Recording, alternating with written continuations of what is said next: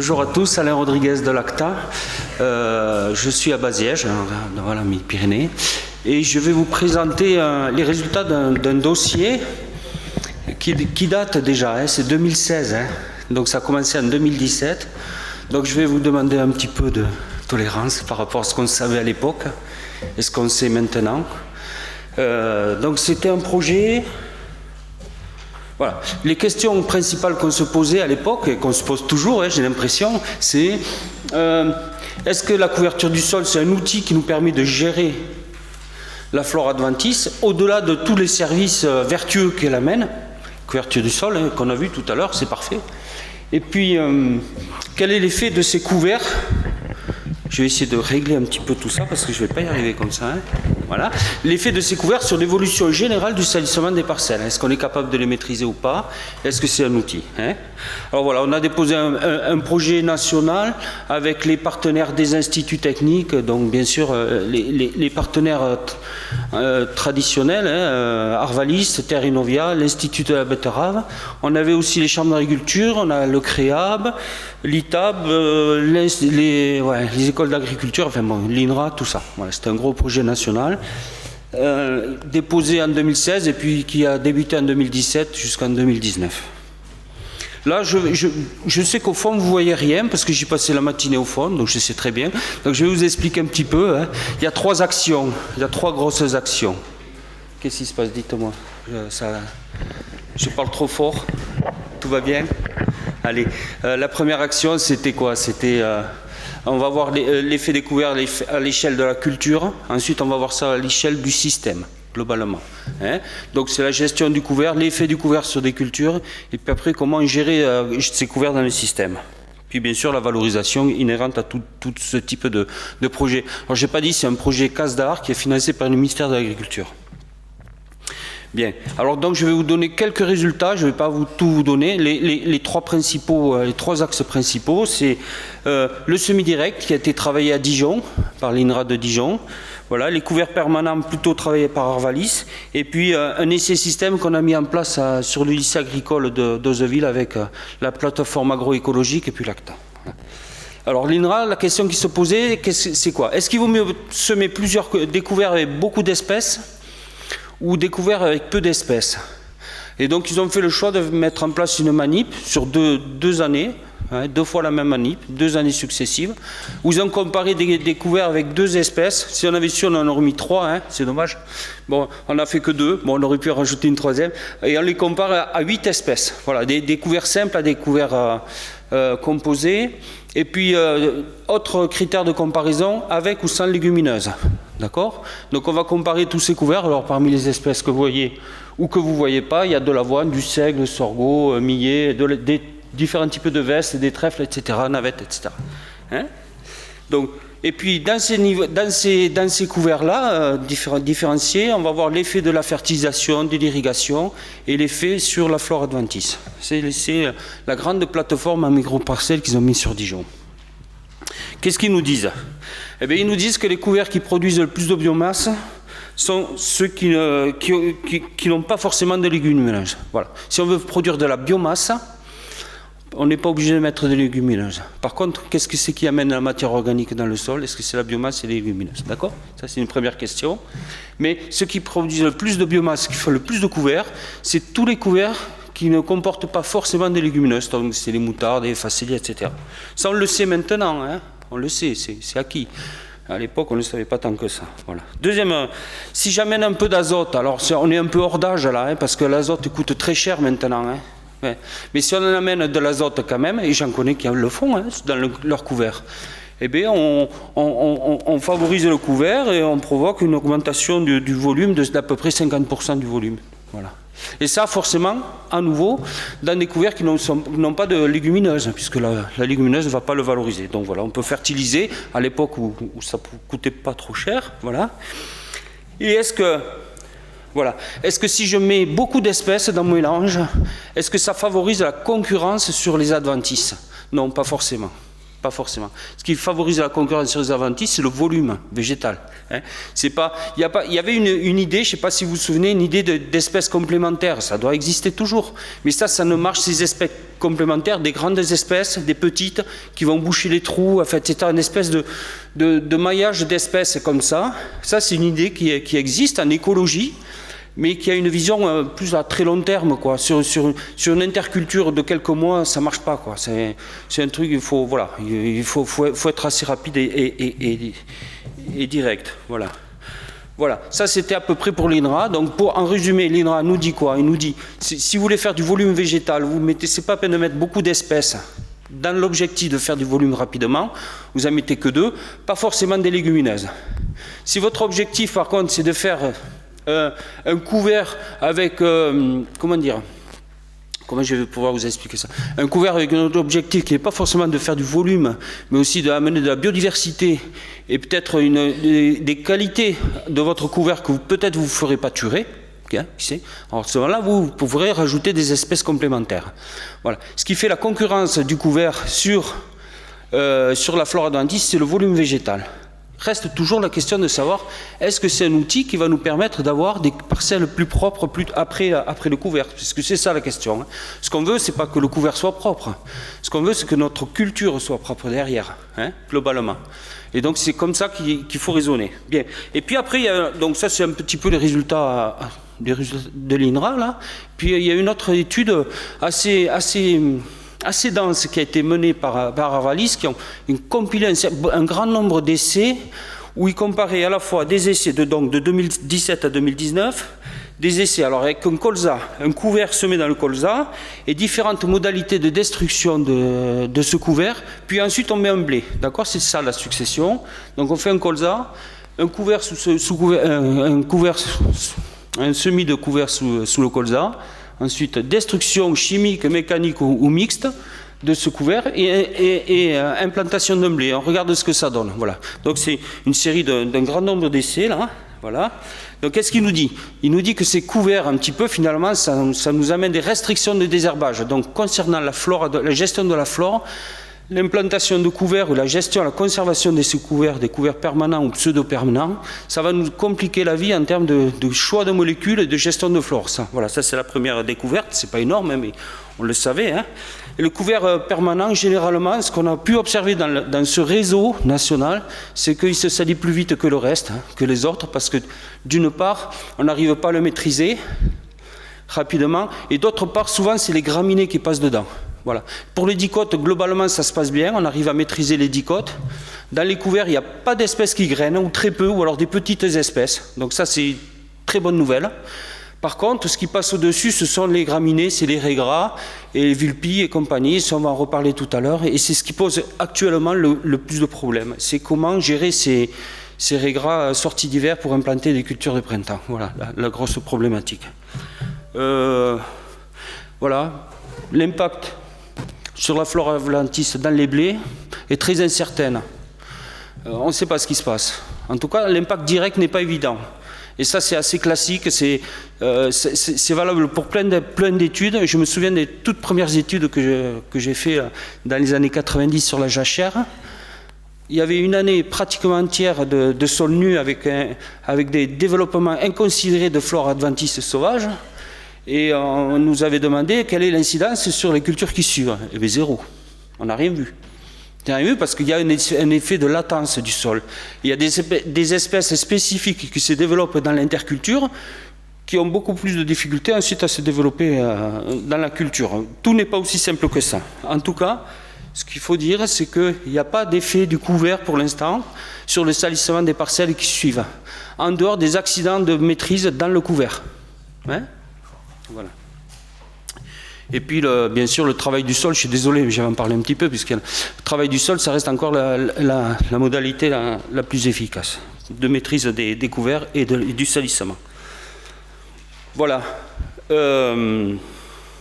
Donc ça, c'est des résultats un petit peu disparates, qu'on a beaucoup de mal à synthétiser, à rassembler.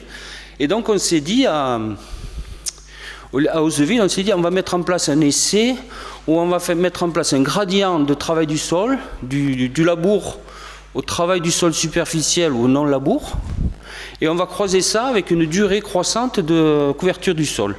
C'est-à-dire pas de couverture, du couvert intermédiaire, couvert intermédiaire, et du couvert permanent ou pseudo-permanent. Voilà, donc ça fait une espèce de croisée, labour, pas de couvert, travail superficiel avec des couverts intermédiaires et pas de travail de semi-direct et couvert permanent.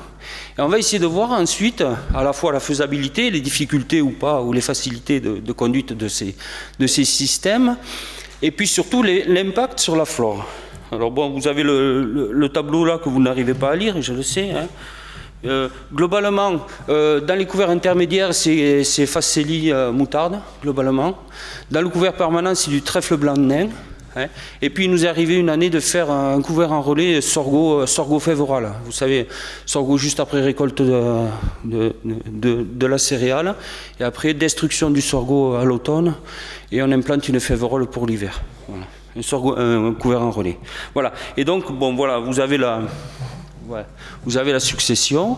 Donc on commence par un sorgho là, pour tout homogénéiser, puis après on met un blé tendre d'hiver. Derrière le blé, je ne vais pas me tromper, un tournesol, puis soit un soja, soit un sorgho, ça dépend des modalités, et on revient sur un blé. Et au bout du blé, on fait le bilan. On regarde ce qui s'est passé sur le salissement, voilà, globalement. Alors qu'est-ce qu'on voit ? Là, en haut, c'est la flore avant la mise en place du blé, salissement initial dans le blé. En vert, c'est le ré gras. D'accord ? Je sais que vous ne voyez pas, mais à gauche, vous avez le référentiel labour. Juste après, couvert intermédiaire avec un travail du sol superficiel, d'accord ? Couverture intermédiaire. Ensuite, le non-labour superficiel avec une ouverture intermédiaire. Puis arrivent les semi-directs et couverts permanents. Donc on sent qu'il y a une pression ré gras. Et puis ensuite, à droite, là, vous voyez le salissement avant récolte dans les blés. On sent que le ré gras, il a pris un peu de place dans les deux derniers systèmes, notamment tout ce qui est pseudo-permanent, couvert permanent et semi-direct. Tout ce qui est dans le semi-direct. Ça, on le savait, on s'en est douté. On a assisté à une explosion de tous des ré gras qui sont passés à travers les couverts. À couvert, c'était le trèfle blanc de nain, qui a eu beaucoup de difficultés à s'implanter, ce trèfle blanc de nain. Et on a eu beaucoup de difficultés à le maintenir. Bien. Donc on sent une pression ré gras. Et en bleu, c'est la vulpie. Voilà. En gros, globalement, c'est ce qu'on va voir à chaque édition. Vous avez sur votre document, vous avez un petit peu toutes les cultures. Je vais passer sur le tournesol. Ça a été une année ratée. Je l'ai mis par acquis de conscience, mais je ne voulais pas vous le montrer. On fait entre 1,5 et 3 quintaux hectares. Autant dire que bon, c'est un tournesol raté. Je vous ai mis la photo, c'est une année particulière. Donc, la question qu'il faut se poser maintenant, c'est qu'est-ce qu'on va faire en 2019, on arrive dans des couverts, à nouveau dans les couverts permanents, les semi-directs, on arrive à des grosses infestations de ré gras. Et bam, comme notre essai il est sur le lycée agricole d'Ozeville, ils ont reçu des recommandations du ministère, on supprime le glypho. Donc là, on arrive dans une situation où on est à gérer les couverts d'interculture et les couverts permanents, et on nous supprime le glypho. Autant dire que ça va être western, quoi. Ça va être un peu compliqué. Ceci dit, on s'en sort à peu près. Bon, allez, vous regardez vos documents. En bas, c'est le soja. Le soja, on s'en sort bien, désherbage. Bon, tout va bien, désherbage. Mais on a toujours cette grande difficulté avec les graminées. Bon. Alors, qu'est-ce qu'on peut dire globalement ? C'est que l'effet... Alors, je vais me mettre un petit peu comme ça sera mieux, voilà. Sur les dicotes, qu'est-ce qui se passe ? J'ai mis un Y, oui, les dicotes. Bon, les couverts, ils réduisent fortement le développement de dicotes, ça on le sait. Et puis les couverts, que ce soit intermédiaires ou pas, les couverts d'interculture, pardon, pas intermédiaires, les couverts d'interculture, ça va réduire, plus ils seront développés, plus ils vont réduire le développement végétatif des dicotes. Donc ça, on arrive à gérer. Et il n'y aura pas de graines, que ce soit les graminées ou les dicotes, on n'arrive pas à de grainaison. Ça, c'est une bonne idée, ça, c'est une bonne nouvelle. Bien. Les graminées, c'est très variable et globalement, on a des gros soucis, ils passent à travers, quoi. Les ré gras et les vulpis, les folavoines lèvent dans les couverts. Voilà. Alors comment on pourrait faire ? Ça nous pose Alors ils ne vont pas arriver à grenaison, ça c'est sûr, on le sait. Par contre, sortie d'hiver, on va avoir du mal à les gérer, notamment pour nettoyer, pour l'implantation de cultures de printemps, en l'absence de glyphosate. On ne va pas débattre là-dessus, mais c'est vraiment la question actuelle maintenant. Est-ce qu'il faut conserver le glyphosate? Si on le conserve, enfin voilà, hein, si on supprime le glyphosate de ce genre de système, comment on fait? Qu'est-ce qu'il faut faire? Ça va être compliqué, c'est difficile. Alors, il y en a qui arrivent à faire du pâturage. Alors, je suis allé voir là, un petit peu les pâturages de couverts dans le nord, dans le Poitevin, là-bas. Les brebis, elles aiment bien le régras, mais ça ne suffit pas. Hein. J'ai pris des photos, les régras, ils y sont encore, hein, malgré le passage de brebis. Donc, ça ne suffit pas. Puis, c'est très spécifique, c'est très ponctuel. Est-ce qu'on a des couverts susceptibles de réduire le développement végétatif des régras? Eh bien, pas vraiment. On a fait un petit screening rapidement avec des moutardes, des crucifères, etc. Ce qu'on peut voir, c'est que parfois on arrive à les étioler un petit peu les régras, et peut-être ça faciliterait la destruction à la sortie d'hiver, mais c'est un peu compliqué, quoi. Est-ce qu'on pourrait retarder la levée des régras, des vulpes, tout ça dans le couvert? C'est-à-dire qu'on sème un couvert au mois d'octobre, et tiens, je cherche Jean là, voilà. Est-ce que Jean, d'après toi, on ne pourrait pas passer un coup de RC-tri à l'automne dans les couverts de façon à un peu nettoyer les parcelles pour retarder du moins la levée des régras, tu vois? Voilà, exactement, voilà, c'est là. Bon, on a des idées, on pourrait mettre en place, mais en tout cas, une chose est sûre, c'est que actuellement, la difficulté, la problématique actuelle, c'est les graminées, vous le savez. Pourquoi c'est les graminées? Parce qu'on est dans une tendance de réduction des herbicides racinaires dans les céréales, une explosion des populations résistantes aux herbicides, on a des stocks semenciers qui sont blindés, il y a beaucoup de graines dans le sol, et ensuite on a une tendance à la réduction du travail du sol. La réduction du travail du sol, c'est l'enfouissement sur les graminées, c'est un petit peu la pratique qui peut nous permettre de sauver sauver les meubles, hein, c'est de les enfouir. On n'est pas obligé de les enfouir à 20 ou à 25, on peut les enfouir superficiellement. Un régras, ça germe au maximum à 3 cm de profondeur. Donc si on arrive à les enfouir, à faire un bourrelet suffisant pour les enfouir, ça suffit pour gérer les régras, sans pour cela diluer la matière organique dans la totalité de l'horizon. Hein. L'équation est difficile. Hein. Et pour finir, ouais, on a encore plein de... Ouais, j'ai complètement lâché mon... J'ai complètement lâché mon diable. Ça fait rien, on discute, on est entre nous. Voilà. Alors, pour finir... On a deux difficultés, donc je vous l'ai dit, les graminées, les vulpes, la résistance, tout ça. Donc c'est un groupe très compliqué avec le glypho. Et puis on a une autre difficulté, c'est en culture de printemps, la pression de ces espèces estivales. Donc les datura, l'exanthium, l'ambroisie, etc. Et est-ce qu'on ne pourrait pas bénéficier de l'interculture entre la récolte des céréales du colza et l'implantation des couverts à l'automne, puisqu'on a dit que ça serait bien de les semer un peu plus tard à l'automne, pour plusieurs raisons. La première, c'est qu'il fait très chaud, très sec, c'est difficile, c'est très risqué d'implanter des couverts juste après, en plein été. Et puis la deuxième, c'est que peut-être on pourrait retarder la levée des régras, et bien profiter de cette interculture-là pour essayer de faire du déstockage de ces espèces d'exanthium, des datura et des ambroisies.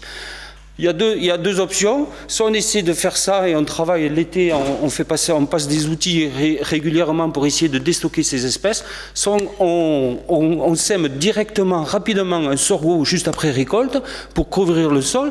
Mais à ce moment-là, on ne nettoie pas le stock semencier. C'est-à-dire que le stock semencier il va rester tel qu'il est, ça ne bougera pas. Voilà. Bon, j'ai essayé de vous mettre tous les problèmes sur la table. À partir d'un essai qui date quand même de 6 ans ou 7 ans, là, bon, voilà. Et si vous avez des questions, je peux vous répondre. Je vous remercie.